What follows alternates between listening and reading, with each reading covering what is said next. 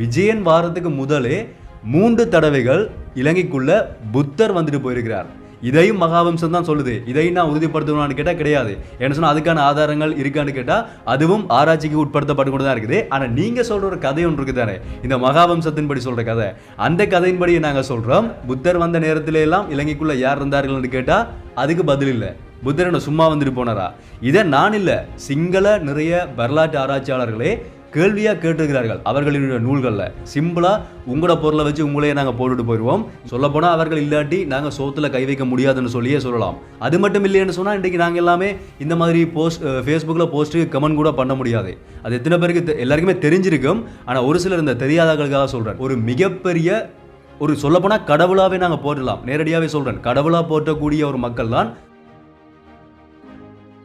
மறுபடியும் ஒரே சம்பவத்தை பண்ணி தாங்களே மூக்குடைஞ்சு போகிற செயற்பாடு தான் இப்போ இலங்கைக்குள்ளே ஒரு சில சிங்கள மக்களோட செயற்பாடாக இருந்துட்டு இருக்குது. இந்த இந்தியாவில் வடக்கன்ஸுக்கும் தமிழ் மக்களுக்கும் போய்கொண்டிருக்க சில பிரச்சனைகள் இருக்குதானே, அந்த மாதிரி இலங்கைக்குள்ள ஒரு சில சிங்களவங்க இருக்காங்க. சிங்கள ஆட்களும் அதே மாதிரி முக்கியமாக ஒரு சில சிங்கள பௌத்த குருமார்களும் செய்கிற செயற்பாடுகள் வந்து எல்லாருக்குமே தெரிஞ்ச விஷயம் வெளிப்படையாகவே. ஸோ ஏற்கனவே நாங்கள் இந்த சேனல்லையே திரும்ப பேசியிருக்கிறோம். இலங்கையினுடைய தமிழ் மக்கள் பந்தேரிகள், இது ஒரு பௌத்த சிங்கள நாடு, இங்கே தமிழ் மக்கள் வந்து ஆதிக்குடிகள் கிடையாது, சிங்களவர்கள் ஆதிக்குடிகள்னு சொல்லி திரும்ப இந்த மாதிரியான சர்ச்சையான செயற்பாடுகள் போகிறது வளமதான். சொல்லப்போனால் இதெல்லாமே பேசுகிறதுக்கு இப்போ எங்களுக்கு சிரிப்பு தான் வருது, கோபம் வருது இல்லை. ஏன்னு சொன்னால் எத்தனையோ தடவை நாங்கள் சொல்லி அதை உறுதிப்படுத்தி ஒரு ப்ரூஃபோடு நாங்கள் உறுதிப்படுத்தியிருக்கிறோம். இல்லை என்று சொல்லி திரும்ப இதை வந்து பேசிகிட்டே இருக்காங்க. அந்த மாதிரியான ஒரு சம்பவம் தான் இப்போவும் நடந்திருக்குது. நேற்று நீங்கள் எனக்கு ஒரு ஃபேஸ்புக் போஸ்ட் ஒன்று ஷேர் பண்ணியிருந்தீங்க. அதை நான் ஆல்ரெடி பார்த்துட்டு அந்த போஸ்ட்டை, ஒரு மீம் உண்டு. ஸோ அதுக்கு கீழே நீங்கள் ஷேர் பண்ணும்போது என்ன சொன்னீங்கன்னு சொன்னால் கமெண்ட்ஸை போய் செக் பண்ணி பாருங்கன்னு சொல்லி. ஸோ கமெண்ட்ஸை பார்க்கும்போது தான் அதுக்குள்ளே சொல்லப்பட்ட சில விஷயங்கள் ஒன்று, இலங்கையினுடைய மலையக தமிழர்கள் பற்றி பேசப்பட்ட சில விஷயங்கள், பேசிக்காக தமிழர்களை கொச்சப்படுத்துகிறதானே எங்களோட வேலையே. ஸோ அப்படி பேசப்பட்ட ஒரு சில விஷயங்கள். ரெண்டாவது, இன்றைக்கு இந்த வீடியோவில் இன்னொரு புது முறைமை மூலமாக இவ்வளவு நாளும் போட்டு அடின்னு அடிச்சிட்டோம் திருந்தல. இப்போ இன்றைக்கு இந்த வீடியோவில் வந்து அவங்கள உறுதிப்படுத்துகிற இந்த மகாவம்சம் நூலை வச்சுக்கொண்டு தான் இவ்வளோ விஷயமே பேசிகிட்டு இருக்கிறோம். ஸோ அந்த மகாவம்சத்தை வச்சுக்கொண்டு புத்தரை வச்சுக்கொண்டு இது தமிழர்களினுடைய நாடுன்றதை வந்து நாங்கள் இன்னொரு வழிமுறை மூலமாக உறுதிப்படுத்த போகிறோம். ஸோ ஒரு ப்ரூஃபோட வந்து இந்த வீடியோவில் வந்து நாங்கள் சொல்ல போகிறோம். சொல்லப்போனால் அவங்களோட பொருளை வச்சு அவங்களே போடுறன்ற மாதிரி தான் இன்றைக்கி அவங்களோட நூலை வச்சுக்கொண்டே வாங்க நாங்கள் திரும்ப அடிச்சடிச்சு காட்டிகிட்டே இருப்போம்ன்ற மாதிரி அவங்களோட அந்த மகாவம்சத்தை வச்சுக்கொண்டே இன்றைக்கி ஒரு சிறப்பான சம்பவத்தை பண்ண போகிறோம். ஸோ இந்த 2 விஷயங்களையும் ஃபுல்லாக பார்க்க போகிறோம். என்னன்றதை முதல்ல இருந்தே தெளிவாக நான் சொல்கிறேன். அனைவருக்கும் வணக்கம். நான் உங்கள் BK கரிகாலன். அது எல்லாத்தையுமே தெரிஞ்சு கொள்றதுக்கு முதல் எங்கள் சேனலுக்கு யாராவது புதுசாக வந்துருந்தீங்கன்னு சொன்னால் மறக்காமல் சப்ஸ்கிரைப் பண்ணி பெல் ஐக்கனை கிளிக் பண்ணி அந்த ஓல் ஆப்ஷன் வச்சுக்கொள்ளுங்க. அப்போ தான் அப்லோட் பண்ணுற எல்லா விதமான இன்ஃபார்மேட்டிவான அப்டேட்ஸும் தொடர்ந்து உங்களுக்கு உடனுக்குடனே நோட்டிஃபிகேஷன் வரும். அதே மாதிரி யாராவது என்ன பர்சனலாக ஃபாலோ பண்ணணும்னு வச்சிங்கன்னு சொன்னால் இன்ஸ்டாகிராமில் போய் BK கரிகாலன் சர்ச் பண்ணிங்க சொன்னால் ப்ரொஃபைல் வரும், அங்கே ஃபாலோ பண்ணிக்கொள்ளுங்க. இந்த வீடியோவை லைக் பண்ணுறதுக்கு மறந்துடாதீங்க, கீழே வந்து மறக்காமல் லைக் பண்ணிடுங்க. அப்படி இந்த வீடியோட கடைசியில் முடிஞ்ச வரைக்குமே எல்லாருக்குமே இந்த வீடியோவை ஷேர் பண்ணுறது மூலமாக இந்த உண்மையான விஷயத்தை எல்லாருக்குமே தெரியப்படுத்துறீங்க.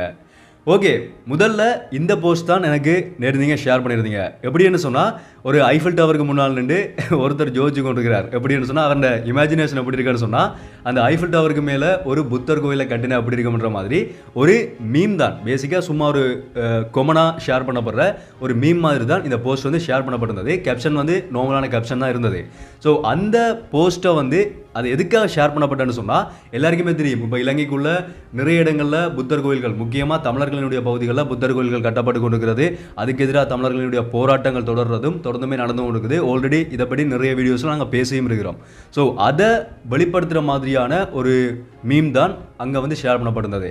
அதை வந்து அது ஆல்ரெடி நான் அந்த போஸ்ட்டை பார்த்துட்டேன். அதுக்கு கீழே இருக்கிற கமெண்ட் செக்ஷனை போய் பார்க்கும்போது நிறைய பேர் நிறைய விதமான கமெண்ட்ஸை வந்து போட்டிருக்கதை பார்க்கக்கூடிய மாதிரி இருந்தது. அதில் ஒரு கமெண்ட் நல்ல வைரலாக இருந்தது. அதை கொண்டு போய் சிங்களத்தில் தான் போடப்படுந்தது. அதை கொண்டு போய் கூகுளில் டிரான்ஸ்லேட் பண்ணி பார்க்கும்போது அவர் என்ன சொல்லியிருக்காருன்னு சொன்னால், மலையக தமிழர்கள் இருக்கார்களானே, வெள்ளக்காரன் தமிழர்களை இந்தியாவிலிருந்து இலங்கைக்குள்ளே கூட்டிகிட்டு வந்தான். அவர்கள் இலங்கைக்குள்ளே வந்ததுக்கு பிறகு இலங்கையில் இருக்கிற சிங்கள மக்களையும் மற்ற மக்களையும் திருமணம் செய்து இந்த மதத்துக்கு மாறி, புத்த மதத்துக்கு, சைவ சமயத்துக்கு எல்லாமே மாறி அதுக்கு பிறகு தான் மற்ற மதங்கள் எல்லாம் தோற்றம் பெற்று ஒரு பந்தேரிகள் மாதிரி தான் இலங்கைக்குள்ளே இருக்கிற தமிழ் மக்கள் இந்தியாவிலேருந்து வருகை தந்த ஒரு பந்தேரிகள் தான்ன்ற மாதிரி அந்த கமெண்ட்ஸை வந்து பார்க்கக்கூடிய மாதிரி இருந்தது. இனிமேலும் நீங்கள் இப்படியெல்லாம் இந்த போஸ்ட்டை ஷேர் பண்ண வேண்டிய அவசியம் இல்லை, இதுதான் உண்மையான விஷயம்ன்ற மாதிரி அவர் வந்து அந்த கீழே வந்து கமெண்ட்ஸில் மென்ஷன் பண்ணியிருந்தார். ஸோ இதில் வந்து நான் முக்கியமாக சொல்ல வேண்டிய விஷயம் என்னென்னு சொன்னால், இந்த மலையக தமிழர்கள் பற்றி பேசப்படுற விஷயம் இந்திய தமிழர்கள்னு சொல்லி ஏன்னு சொன்னால், இதை ஆல்ரெடி நானும் இதே ஒரு வார்த்தை பிரிவதை வந்து நான் ஏற்கனவே அப்லோட் பண்ண ஒரு வீடியோலையும் சொல்லியிருக்கிறேன். இலங்கைக்குள்ளே இருக்கக்கூடிய இந்திய தமிழர்கள்னு சொல்லி, அதுக்கு நீங்களும் கமெண்ட்ஸில் வந்து சொல்லியிருந்தீங்க, நீங்கள் அவர்களை இந்திய தமிழர்கள்னு சொல்லி சொல்லாதீங்க, அவர்களும் இலங்கை தமிழர்களான்னு சொல்லி. அதுக்கு பிறகு நான் அதை அப்ரோஜைஸ் பண்ணியிருந்தேன், நான் சொன்னது தவறு தான் சொல்லி. என்ன சொன்னால், இப்போ நாங்களும் புது விஷயம் நாங்கள் கூகுளில் ரிசர்ச் பண்ணும்போது கூகுள் சொல்கிற விஷயம் வந்து இந்திய தமிழர்கள் தான் சொல்லி. ஸோ அதை வச்சு கொண்டு நாங்கள் சொல்லும்போது அது ஒரு தவறு தான். ஸோ நான் என்ன சொல்ல வரேன்னு சொன்னால், அவர்களும் வந்து இலங்கை தமிழர்கள் தான், இந்தியாவிலிருந்து வருகை தந்த தமிழர்கள். எப்பன்னு சொன்னால், 19ஆம் 20ஆம் நூற்றாண்டுகளில் இலங்கைக்குள்ளே பிரிட்டிஷ் வந்திருந்த நேரத்தில், அதாவது இப்போ இருந்து ஒரு 1800ஆம் ஆண்டுகளில் இலங்கைக்குள்ளே பிரிட்டிஷ் வந்திருந்த காலகட்டத்தில் தான் இலங்கைக்குள்ளே தேயிலை, ரப்பர், மற்றது கோப்பி இந்த மாதிரியான உற்பத்திகளை செய்கிறதுக்காக இந்தியாவிலிருந்து பிரிட்டிஷால் இலங்கைக்குள்ள தமிழர்கள் கூட்டிகிட்டு வரப்பட்டார்கள். ஸோ அப்படி கூட்டிகிட்டு வரப்பட்டு குடியேற்றப்பட்ட தமிழர்கள் தான் இப்போ வரைக்குமே மலையகத்தில் வாழக்கூடிய தமிழர்கள். அவர்கள் இப்போ இலங்கை தமிழர்கள், ஆனால் அவர்களினுடைய ஆரம்ப காலம் வந்து இப்படி தான் இருந்ததாக சொல்லப்பட்டிருக்குது. ஸோ அப்படி கூட்டிகிட்டு வரப்பட்ட தமிழர்கள் தான் இலங்கைக்குள்ளே குடியேற்றப்பட்ட தமிழர்கள்ன்ற மாதிரியும், அவர்கள் தான் பிறகு இலங்கைக்குள்ள எல்லா இடத்துலையுமே பரவி போனார்கள்ன்ற மாதிரி அந்த கமெண்ட்ஸில் வந்து சொல்லப்படுகிறது.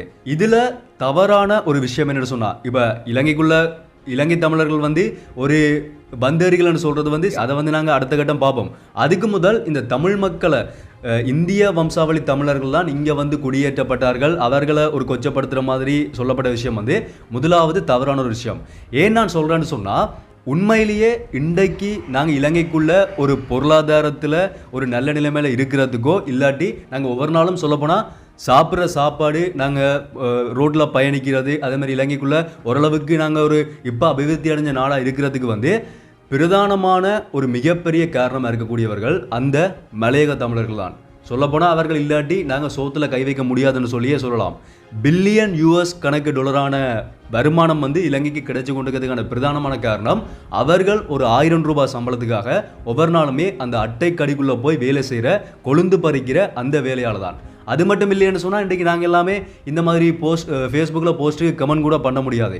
அது எத்தனை பேருக்கு எல்லாருக்குமே தெரிஞ்சிருக்கும், ஆனால் ஒரு சிலர் இந்த தெரியாதவர்களுக்காக சொல்கிறேன். அவ்வளவு கஷ்டப்பட்டு தான் எங்கட நாட்டுக்காக மிக குறைஞ்ச சம்பளத்தில் வேலை செய்யக்கூடிய ஒரு மிகப்பெரிய ஒரு சொல்லப்போனால் கடவுளாகவே நாங்கள் போடலாம், நேரடியாகவே சொல்கிறேன், கடவுளாக போற்றக்கூடிய ஒரு மக்கள் தான் அந்த மலையக தமிழர்கள். அவ்வளவுக்கு எங்கள் நாட்டுக்காக மிகப்பெரிய வருமானத்தை அவர்கள் ஒவ்வொரு நாளுமே கொண்டு வந்து கொண்டிருக்கார்கள். ஆனால் அவர்களுக்கான சரியான ஒரு ஊதியமோ இல்லாட்டி சரியான வழியிலான ஒரு எந்த விதமான ஒரு அடிப்படை வசதிகளோ இன்றைக்கு வரைக்குமே கிடைக்கிறது இல்லை.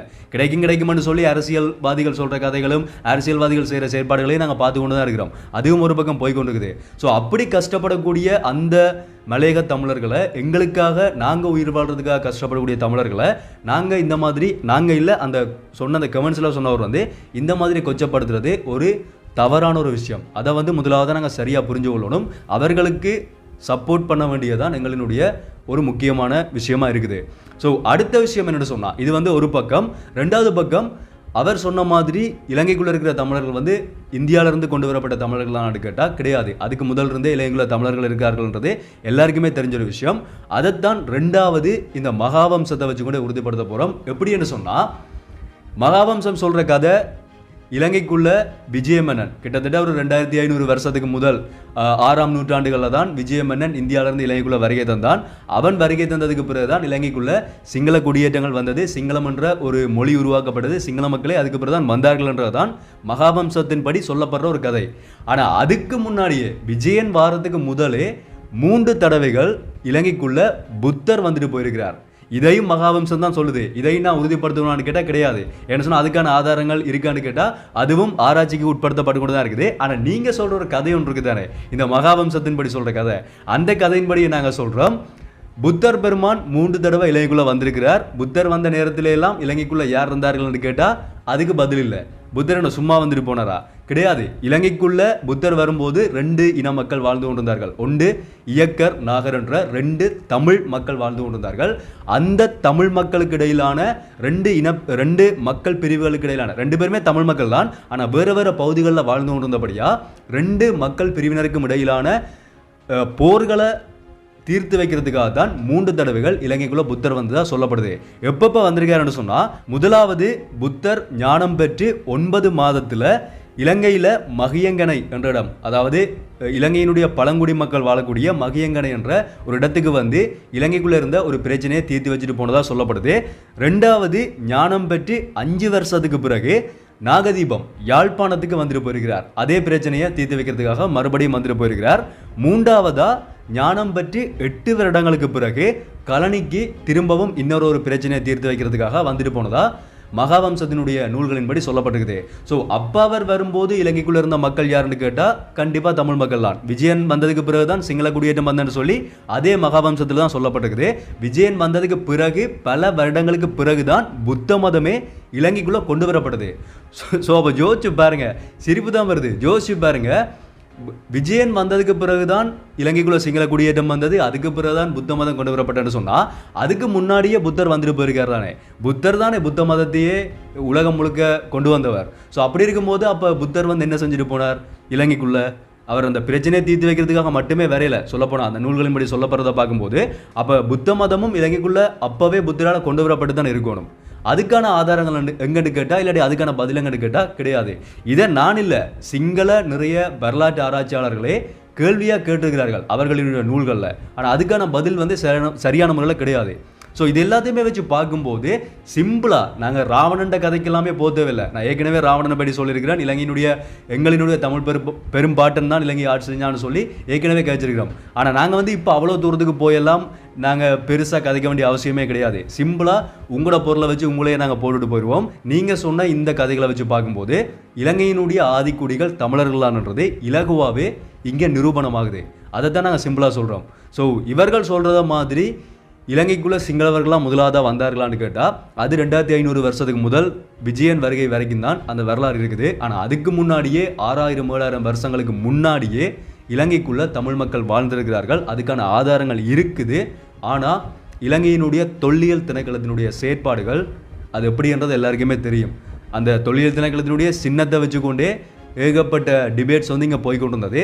ஸோ அதை பார்க்கும்போதே நாங்கள் இதுக்கு மேலே நாங்கள் பேசுவாகணும். இப்போ எங்களோட யாழ்ப்பாண பல்கலைக்கழகத்தினுடைய தொல்லியல் ஆராய்ச்சி படித்து கொண்டிருக்கிற மாணவர்கள் வந்து தங்களோட முயற்சியால் ஒரு சில விஷயங்களை வந்து இப்போ ஆராய்ச்சி பண்ணி கொண்டிருக்கிறார்கள்.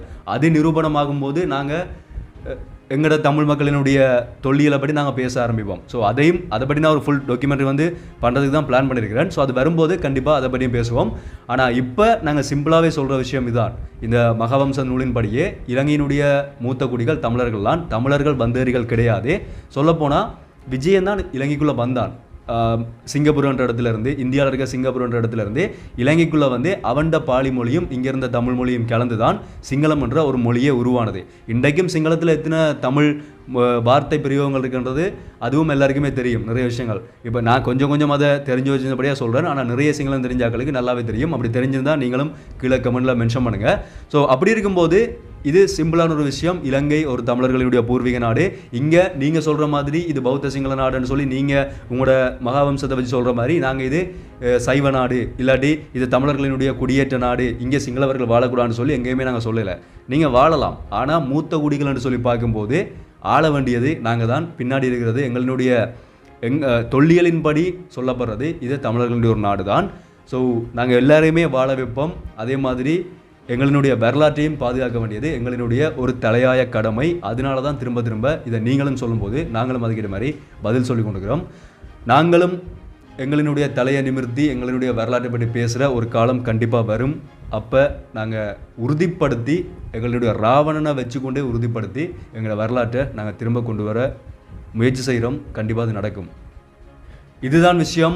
இதை பற்றி நீங்கள் ஏதாவது சொல்ல நினச்சா கண்டிப்பாக உங்களுடைய கருத்துக்களையும் சொல்லுங்கள். ஒருவேளை நான் இந்த வீடியோவில் ஏதாவது தவறு செஞ்சுருந்தா கூட அதையும் மென்ஷன் பண்ணி சுட்டி காட்டுங்க.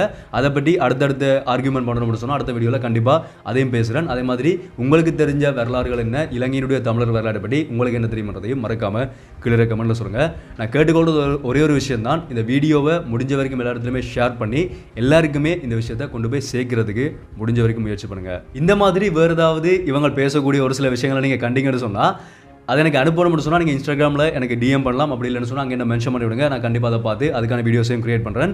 இந்த மாதிரி வேறு என்ன விஷயத்தை பற்றி நீங்கள் தெரிஞ்சுக்கலாம்னு நினைக்கிறீங்களோ அதையும் கமெண்ட்டில் சொல்லுங்கள். மறக்காமல் லைக் பண்ணி ஃபாலோ பண்ணி சப்ஸ்கிரைப் பண்ணி இந்த பெல் ஐகானை கிளிக் பண்ணி ஒரு ஆப்ஷன் வச்சுக்கொள்ளுங்க. அப்போ நான் அப்லோட் பண்ணுற வீடியோஸ் எல்லாமே தொடர்ந்து உங்களுக்கு உடனுக்குடன் நோட்டிஃபிகேஷனாக வரும். மீண்டும் ஒரு வீடியோவில் சந்திப்போம். நன்றி.